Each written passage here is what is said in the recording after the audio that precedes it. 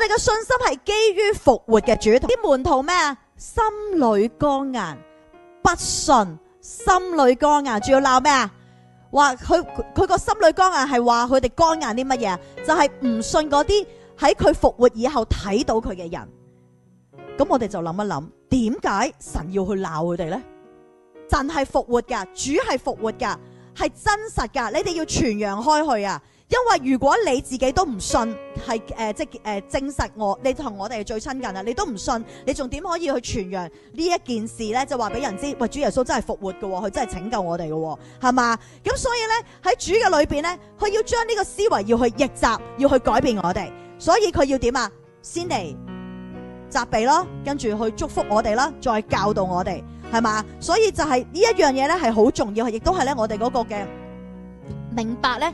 當時門徒咧同耶穌咧之間嗰個關係啊 ，OK， 信心係會產生神蹟奇事，所以佢就同就係同啲門徒講：喂，唔係啊，我真係復活啦 ，OK， 係啦，跟住咧而家咧你哋咧仲要去，即係你哋即係見到我啦，真係真實啦，你而家真係信啦，咁點啊？你就要往普天下去傳福音俾萬民聽，信而受洗嘅必然得救，不信嘅必被定罪。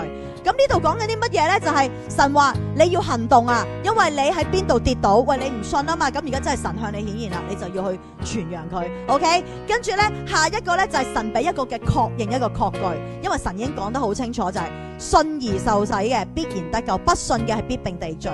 係首先係要有行動，之後呢，神再俾個確據話俾門徒知，係啊，就係基於主講緊呢兩句說話，去啦，go啦，因為呢一度係講咩？你要有行動 ，OK？ 因為主真係復活嘛，你就係要去行動，要去傳揚。跟門徒點啊？就到處去傳福音，主就和佢哋同工。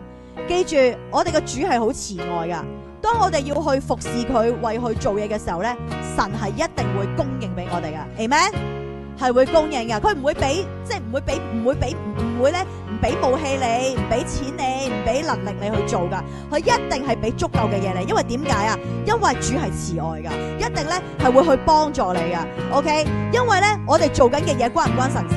係關神事噶，係關乎神國度嘅事。